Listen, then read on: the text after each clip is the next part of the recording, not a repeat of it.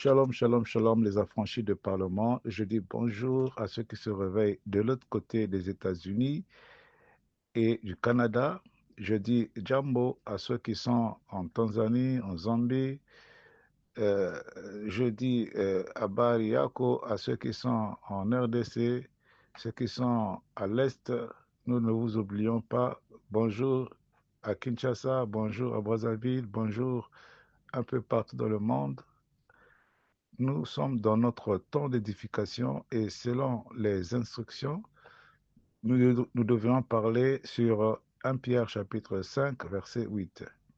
Mais pour aujourd'hui, nous allons ajouter un autre texte qui va l'accompagner, Jacques chapitre 4, verset 7. C'est pour cela, le thème de notre temps d'édification sera vigilance et victoire. Bien entendu, les références données sont 1 Pierre chapitre 5, verset 8. Soyez sobres, veillez. Votre adversaire, le diable, rôde comme un lion rugissant, cherchant qui il dévorera. Jacques chapitre 4, verset 7. Soumettez-vous donc à Dieu. Résistez au diable et il fuira loin de vous. Prions. Dieu d'Abraham, Dieu d'Isaac, Dieu de Jacob, Dieu des abattus, le Dieu des affranchis, le Dieu de tous ceux qui sont allumés par le Saint-Esprit pour éclairer le monde. Nous sommes la lumière du monde. Nous ramenons toute pensée captive à l'obéissance de ta parole. Pour cet après-midi, nous voulons, Seigneur, que tu nous parles, que tu puisses nous édifier des simples vases que nous sommes, nous transportons ta parole, ta révélation, afin d'en sortir une illumination, une compréhension et une application. Car une révélation qui ne transforme pas, c'est une révélation inachevée, non accomplie. C'est pourquoi, Père, nous te recommandons ce temps d'édification afin que tu puisses nous édifier selon ta volonté et non selon notre vouloir. Au nom de Jésus-Christ, j'ai ainsi prié. Amen. Excellence, servante et serviteur de Dieu affranchis de par le monde, paix et communion en Christ. Aujourd'hui, nous allons parler de vigilance et victoire spirituelle. Notre guide sera la parole de Dieu à travers les textes fondamentaux que nous avons cités, 1 Pierre chapitre 5, verset 8, qui dit « Soyez sobres, veillez. Votre adversaire, le diable, rôde comme un lion rugissant, cherchant qui il dévorera. » Jacques chapitre 4, verset 7 dit ceci, « Soumettez-vous donc à Dieu, résistez au diable, et il fuira loin de vous. » Quelqu'un dit Amen. Pierre ici nous montre la menace. Jacques nous montre ici la réponse à la menace. Et ensemble, ils forment la stratégie complète de Dieu pour nos vies. Nous allons aborder ce temps d'édification, cette exhortation, sous 4 piliers. Les piliers les piliers de la parole de Dieu. Vous savez, la Bible est comme une table qui a 4 pieds. Et ces 4 pieds, nous avons dit, c'est la connaissance, c'est la connaissance, la doctrine, tu as la prophétie et d'autres disent la révélation, mais moi j'appelle ça l'illumination. Parce que dans mon entendement, la révélation, c'est déjà la parole de Dieu, la Bible, car Dieu s'est révélé au monde, il a parlé de lui, il a parlé de ce qu'il a fait, il s'est révélé à nous dans les Écritures. Et lorsque nous lisons les Écritures, nous ne pouvons plus en tirer une révélation, mais nous en tirons une illumination, une compréhension, pour que nous puissions la pratiquer. Et donc le premier pilier que nous allons aborder ici, c'est le pilier, si vous voulez, le premier pilier que pour lequel nous allons aborder notre temps d'édification, ce sera le pilier de la connaissance. L'objectif, c'est d'identifier la menace, comprendre la menace, circoncire la menace. Regardons d'abord ce qu'il dit, Pierre. Il dit, il faut être sobre. Être sobre, ce n'est pas seulement ne pas boire d'alcool, non, c'est être lucide. être clair dans ses pensées, dans ses émotions, dans ses décisions. Il faut éviter le flou, le doute. La Bible dit que votre oui soit oui, que votre non soit non. Soyons lucides, soyons clairs. Ne soyons pas fourbes, ne soyons pas hypocrites, ne soyons pas des gens qui sont emportés à tout vent de doctrine. On penche à gauche et on penche à droite. Soyons dans un côté et affirmons notre côté et assumons notre décision, assumons nos émotions. Si tu aimes, assume ton amour. Si tu n'aimes pas, assume ta haine. Si tu es ceci, assume ce que tu es. Et c'est comme ça qu'on pourra soit t'acclamer, soit t'encourager, soit te motiver à devenir meilleur. Il faut d'abord assumer la vérité de ce que tu es. Veiller, c'est rester éveillé, attentif à ce qui se passe autour de nous. C'est une alerte face au danger. Donc, notre adversaire, le diable. Pierre précise qui est notre adversaire. Il a dit, il s'appelle le diable. Donc, le diable, c'est le mot qui désigne notre adversaire. Et il est notre adversaire. Donc, il n'est pas un mythe. Il est connu. Son travail, c'est accuser, diviser et détruire. Et Pierre dit qu'il rôde et observe. Il cherche la faille. Il cherche une opportunité de nuire, d'accuser et de diviser. Et son objectif, c'est vous dévorer, vous neutraliser complètement.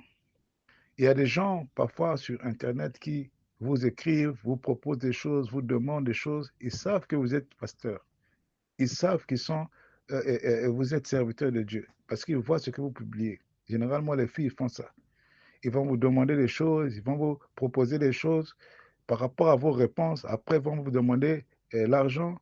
Et si vous refusez, ils vont faire du chantage. Qui va publier, qui va faire ceci. Donc, il faut faire attention à la ruse du diable qui peut vous mettre dans une condition de pression pour te détruire, pour t'accuser, pour te diviser, pour te ruiner. Le diable rôde dans l'Internet, il rôde dans l'église, il rôde au marché, il rôde à l'école, il rôde au travail, il rôde à la maison, il rôde dans la rue, il rôde partout où nous passons. Frères et sœurs, comprenez ceci. Le combat spirituel n'est pas mystique, il n'est pas émotionnel, il est légal et relationnel. Notons que le diable n'invente pas toujours le péché. Il exploite les failles que nous avons et pour le combattre, il faut le voir avec clarté. Le diable est dans les détails. Dans les choses que nous ignorons, le diable passe par là. Dans les choses que nous considérons comme normales, le diable passe par là. Il y a des choses que nous considérons comme négligeables, le diable passe par là. Quand quelqu'un commence à te manquer de respect, arrête-le. Ne le laisse pas, sinon il reviendra te manquer encore de respect. Quelqu'un dit, si quelqu'un te manque de respect aujourd'hui, c'est de sa faute. Si tu manques de respect demain, c'est de sa faute. Mais si tu manques de respect après-demain, ce n'est plus de sa faute, c'est de ta faute. Parce que ce que tu n'arrêtes pas, tu l'acceptes. Pilier numéro 2, le pilier de la doctrine. Il s'agit de comprendre la stratégie du diable. Jacques nous montre la solution. La stratégie du combat ou la stratégie pour résister au diable. Jacques nous montre la solution. Soumettez-vous donc à Dieu. Donc il dit, pour que vous puissiez veiller, pour que vous puissiez être sobre, pour que vous puissiez résister au diable, il dit, soumettez-vous donc à Dieu. Oui, il faut d'abord se placer sous l'ombre de Dieu, reconnaître son autorité dans notre vie, résister au diable. Mais attention, pour résister au diable, la résistance ne fonctionne qu'après la soumission. Jacques est clair, il dit soumettez-vous d'abord à Dieu, ensuite résistez au diable. Donc la résistance dépend de ta soumission à Dieu. Et que se passe-t-il? Le diable fuit loin de vous lorsque vous êtes soumis à Dieu et vous le résistez. Vous ne pouvez pas résister au diable si vous n'êtes pas soumis à Dieu. Vous ne pouvez pas seulement vous soumettre à Dieu sans résister au diable. Parce que résister au diable, c'est un ordre que le Seigneur nous a donné. Voici ce que vous devez retenir. C'est l'ordre divin de de manifester cette position verticale. La soumission à Dieu d'abord, ensuite il vient l'autorité horizontale. Donc, il y a une position verticale qui concerne qui consiste à la soumission à Dieu, et il y a une position de l'autorité horizontale qui consiste à la résistance face à l'homme, à l'ennemi. Ensuite viendra le résultat spirituel qui est la victoire garantie. Donc, pour que tu aies la victoire sur le diable, positionne-toi verticalement, donc sous Dieu, la soumission à Dieu. Ensuite, tu auras une autorité horizontale vis-à-vis de ceux qui sont tes pères et vis-à-vis de ceux qui sont tes adversaires spirituels ou physiques ou moraux, et ainsi de suite, juridiques. Donc, soumettez-vous sans résister. Est-ce que vous vous soumettez sans résister?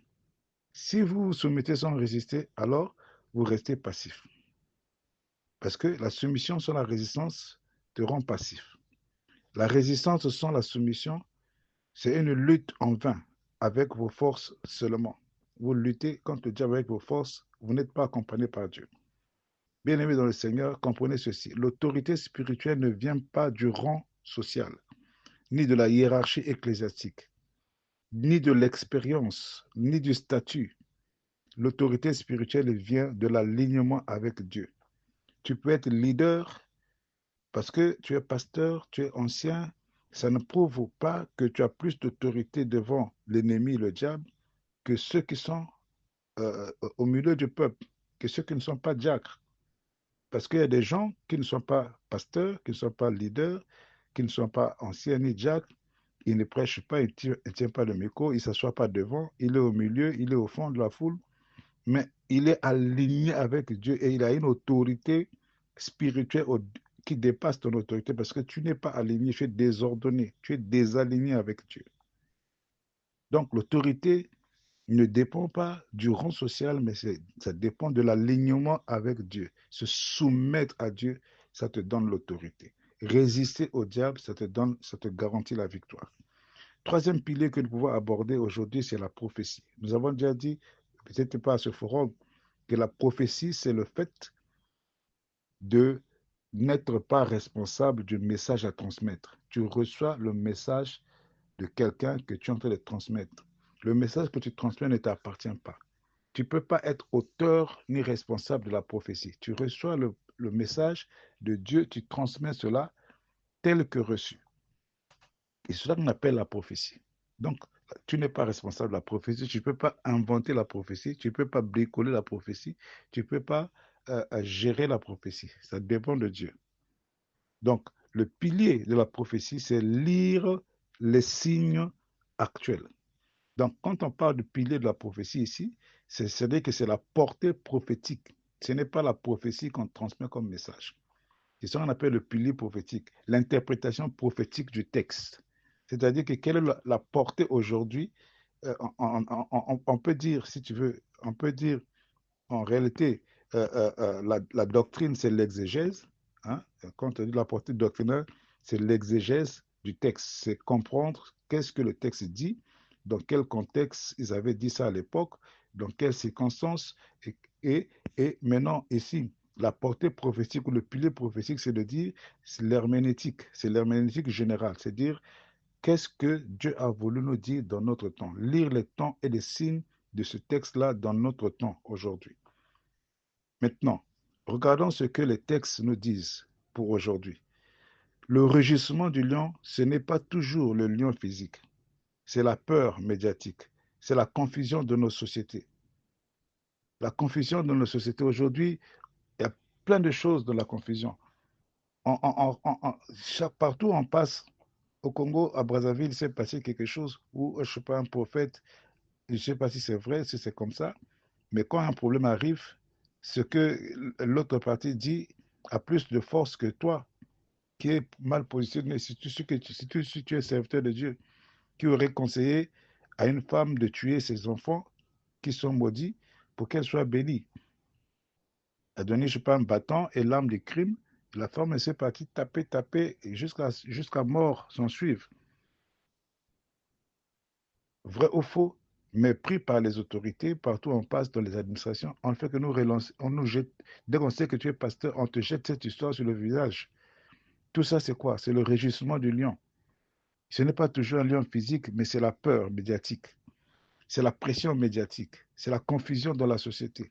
La pression des temps modernes. La soumission à Dieu, elle, nous ramène à l'obéissance à la parole et à la sainteté, malgré les pressions, malgré la confusion. La résistance, c'est refuser les compromis qui nous éloignent de Dieu. Refuser de prendre des décisions, des déceptions qui te poussent à abandonner le ministère, à abandonner la mission pour à faire des choses comme les hommes. Bien-aimé, Dieu prépare une génération sobre, alignée en termes et ferme.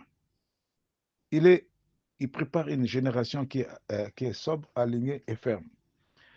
Une église non soumise sera bruyante, mais pas brillante. Tu peux être bruyante, tu fais beaucoup de bruit, mais tu ne brilles pas. Une église sans soumission sera agitée, impuissante, mais une église soumise sera redoutable, car l'autorité de Dieu sera avec elle. Le combat des derniers temps est identitaire. Aujourd'hui, la plus grande difficulté, c'est de défendre ton identité de chrétien, de vivre conformément à la foi chrétienne. Et ce combat est doctrinal, pas seulement moral. Il s'agit de défendre la doctrine parce que de plus en plus, il y a des messages qui tendent à déformer la doctrine, à pousser les gens à perdre confiance en la parole de Dieu. Le diable ne craint pas le bruit, il craint l'autorité légitime. Celui qui vient de l'alignement avec Dieu. Le dernier pilier que nous allons voir, pour terminer, c'est le pilier de l'illumination ou la révélation. D'autres appellent ça la révélation. Moi, j'appelle ça l'illumination. Ça consiste à l'application pratique. J'appelle ça l'herméneutique personnelle ou communautaire. Comment tu appliques ça dans ta vie? Il y a une compréhension herméneutique générale, il y a une compréhension herméneutique particulière. Donc, ça te concerne toi. Alors, que devons-nous faire?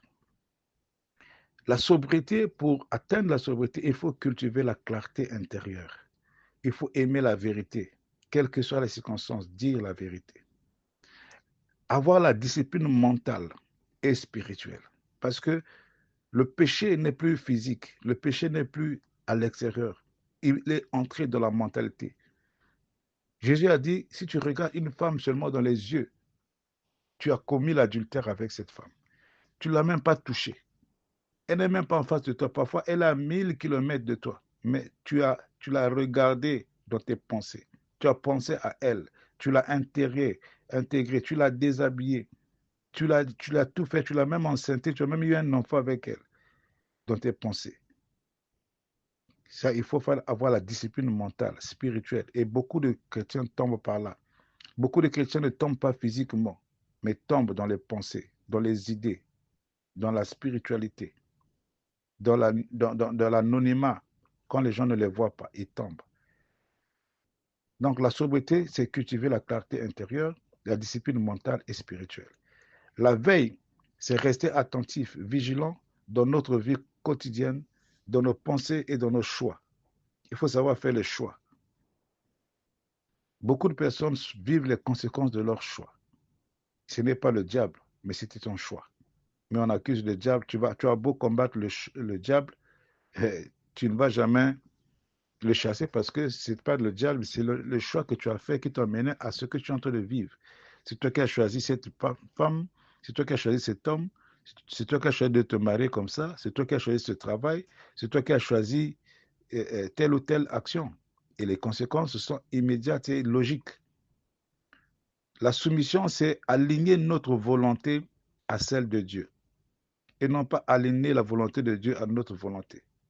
La soumission, c'est aligner notre volonté à celle de Dieu et non pas le contraire.